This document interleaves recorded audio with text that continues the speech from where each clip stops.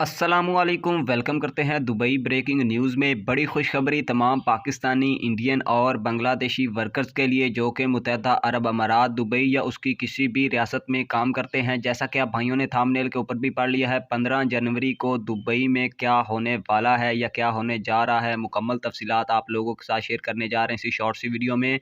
मुत्तहदा अरब अमारात हुकूमत की जानिब से इंतहाई शानदार ऐलान जारी किया गया है, बिलखसूस पाकिस्तानी, इंडियन और बांग्लादेशी वर्कर्स के लिए।